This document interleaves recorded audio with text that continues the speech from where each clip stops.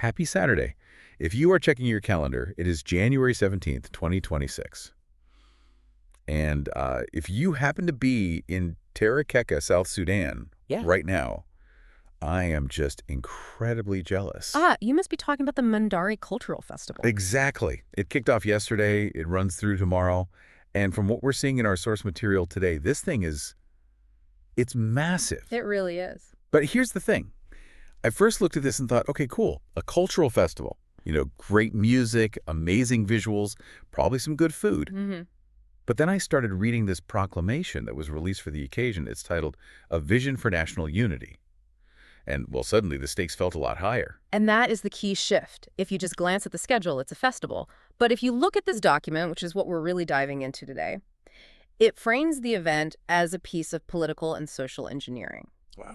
And I don't mean that in a cynical way. I mean, the text argues that what's happening in Terekeka right now isn't just a party, it's a structural necessity for the future of the country. A structural necessity. That is a big claim for a dance festival. So I guess the mission for this deep dive is to figure out how they get there. How do you go from body paint and drums to, what does the text call it? Peace building. A mechanism for peace building, yes. And to understand that, we have to start with the atmosphere. The text doesn't begin with dry policy. It starts by trying to put you right there. In the open air, I guess. Exactly. Right, let's set the scene then. Terekeka, 2026. The document is so sensory, it actually tells you to smell the earth. It talks about the dust kicking up, feeling the vibration of the drums. Which is such an important rhetorical choice. It grounds this huge political message in, physical reality. Terekeka is the heartland of the Mundari people, just north of the capital, Juba. It's cattle country. It is cattle country, and the text describes the scene with these very specific markers. The iconic cattle, the intricate dances, the body art. That cattle thing is huge. We are definitely going to need to spend some real time on that later because as an outsider, I think it's so easy to miss the nuance. Mm-hmm. But first, I want to talk about who this message is for. Because Terekeka is one specific place. But the text seems to be casting a much, much wider net. It is. It addresses brothers and sisters from the Sud to the Umatong Mountains. Now, you have to pause on that geography for a second. Okay. The Sud is this enormous, sprawling wetland in the north, one of the largest in the world. The Umatong Mountains are way down south on the Ugandan border. Think lush, high peaks. So by saying from the Sud to the Ematong, it's basically saying from the swamps to the peaks. Exactly. It's their version of a coast-to-coast call-out, even though South Sudan is landlocked. It's saying this one event happening in the dust of Terekeka belongs to everyone. It's trying to create a sense of ownership for people who might be hundreds of miles away from totally different tribes. Mm-hmm. And that leads us right into the first big theme we pulled out of this, the mosaic metaphor. Yes. The text has this line that it stopped me in my tracks. It says, South Sudan is not one story, but a collection of many ancient stories. And this is where the sociological argument really begins. Historically, in nation building, especially in post-conflict zones, there's this pressure to homogenize. To kind of erase the differences. Yes, to say, okay, forget your tribes, forget your specific regions. We are all just citizens with a capital C. The idea is that differences cause conflict, so let's just smooth them over. Like a melting pot, right? Yeah. Melt everything down until it's all the same. Exactly. But this document just flat out rejects the melting pot. It argues for a mosaic. It calls the Mundari people a brilliant thread in our national fabric. I love that image. Think about it. If you have a tapestry and you pull out the red thread because it looks too different from the blue, you don't get a unified cloth. You get a whole. So the argument is that focusing on the Mundari, their specific, unique traditions, doesn't separate them from the nation. Right. It actually makes the nation exist. Precisely. It's unity through specificity. The text says the nation is built on the strength and diversity of its many peoples. It's framing diversity not as the problem you need to solve, but as the foundational architecture of the state itself. It's saying we are strong because we are Dinka, Nuer, Mundari, Bari. Not despite those things. Which feels risky, doesn't it? I mean, when you look at the history, those divisions have been the flashpoints. It is incredibly risky. But the document is arguing that the alternative, pretending those identities don't exist, hasn't worked. Which, is a perfect segue into the second theme, reframing the narrative. Ah, yes, the battle between two stories. Exactly, the narrative of war versus the narrative of heritage. It calls the narrative of war something that has defined the country for too long. And I think, honestly, if you ask the average person around the world what they associate with South Sudan, It's conflict. Unfortunately, yes. Headlines of struggle, displacement. And this text, it acknowledges that trauma. It doesn't pretend it didn't happen, but it argues that a cultural festival operates as a counter-narrative. but how? That's the part I really want to dig into. How does watching a dance counteract a war? It sounds a little bit, I don't know, flowery. Just dance it out, guys. Right. It does sound idealistic until you look at the mechanism the text proposes. It says peace is woven through dance, song, and shared stories. Oh. Think about the psychology of the other.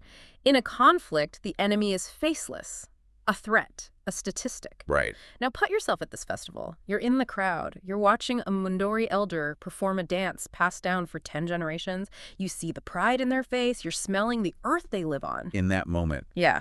Yeah, it's hard to maintain that dehumanization. It's almost impossible. It humanizes the other. It turns them from a political rival into, what does the text say, a living treasure. A living treasure, yes. That's our third theme. It calls the festival a beacon, showing that real strength lies in mutual respect. You know, if I'm in awe of your culture, I'm just much less likely to want to attack it.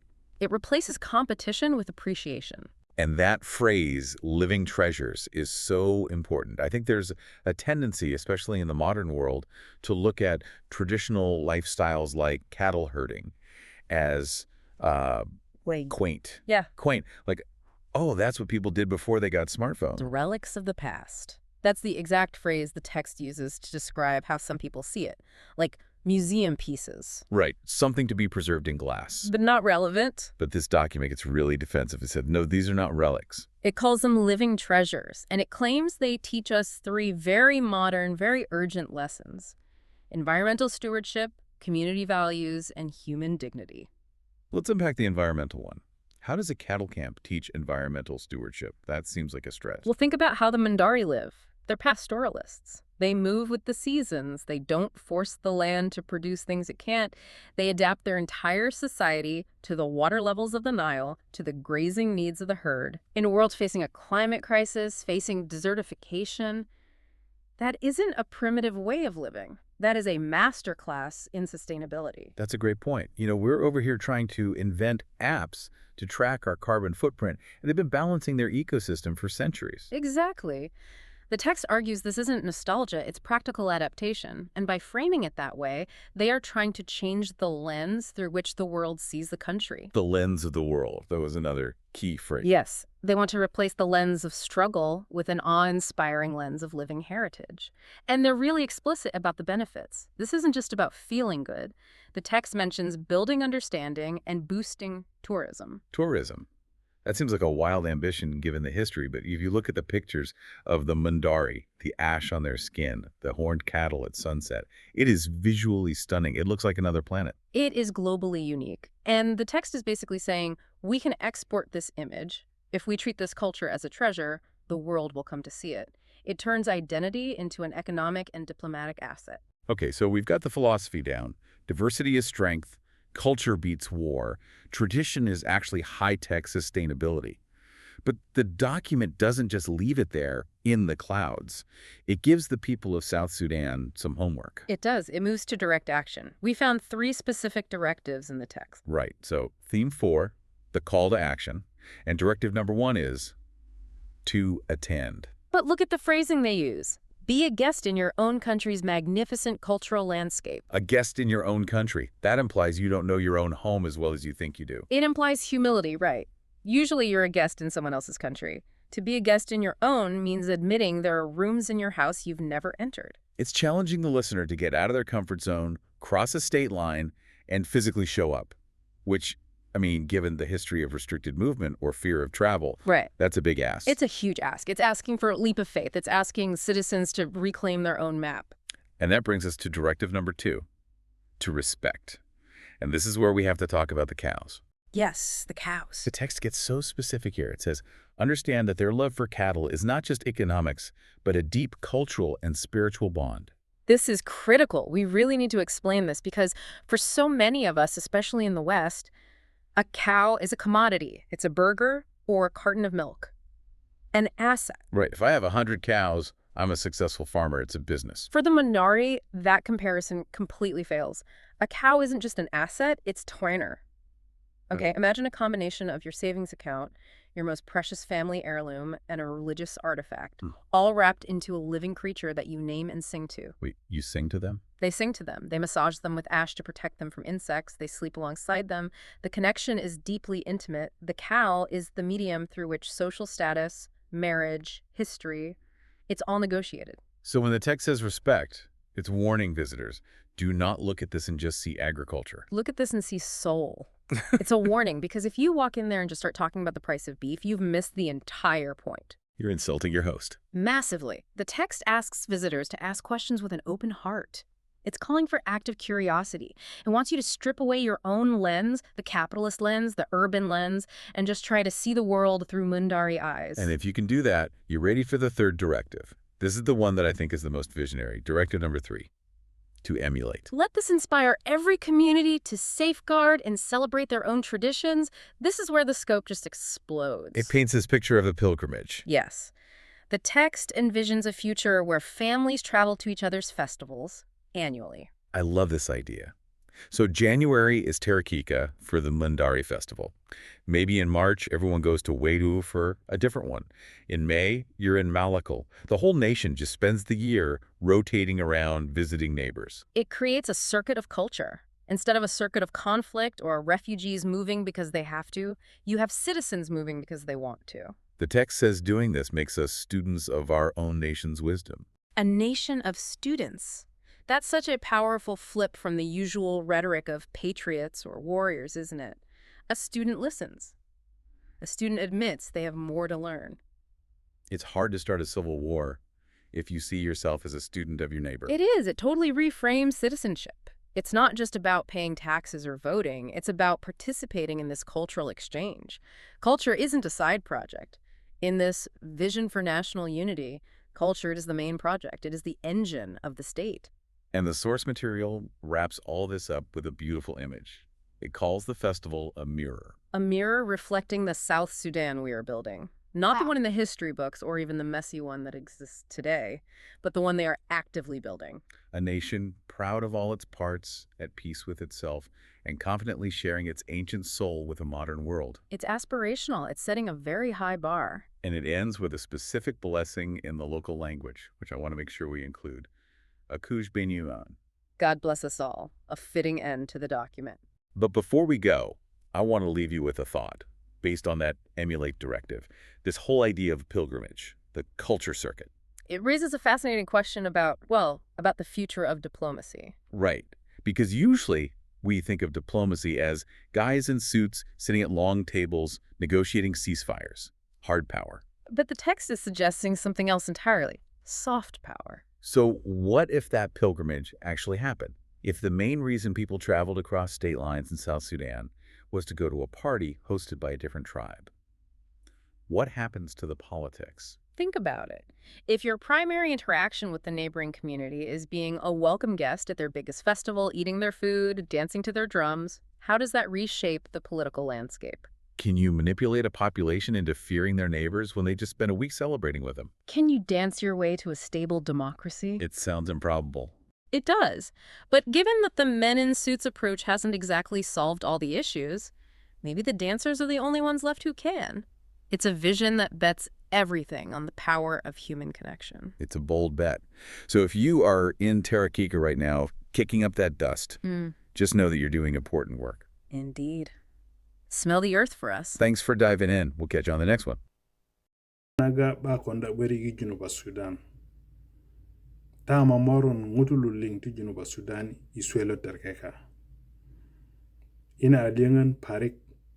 Ina apipile naga di tamindi jonda taling I Junuba Sudan.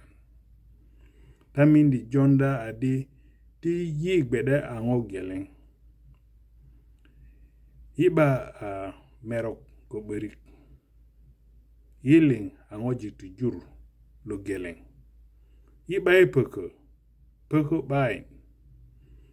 Sala koing akon berik ada nenengo bana pegu berik. Nenengo bana pegu ye. So iti media di ina sulu enaga di Junuba Sudan asulu jangonaga mindi jonda taling i Junuba Sudan. Kikolin jore agagalai laga mindi jonda taling i Junuba Sudan. Ngutulo ba pu. Lakina medadi ina adingina tiana na jonda taling na nyena. So natu indo tadi ilo apipile laga nguna tuindo tadi ta suruneta nango.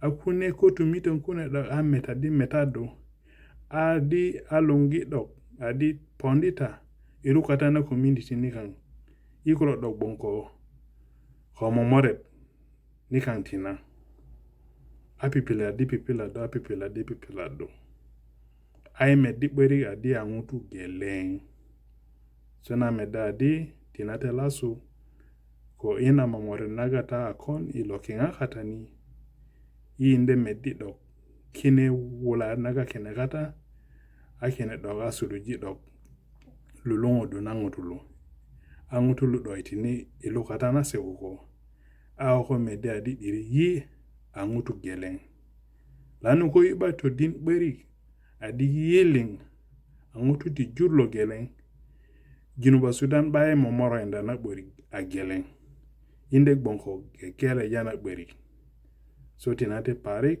ko tuminda Mundrai ko organizing committee na konda beri ina tingun ngarakita tingun boreneta tita itini ngerot tita dok ngaraki kilo lungasiri kanga laga mindi konda ngok bosonaga konda beri iteraka county tinate laso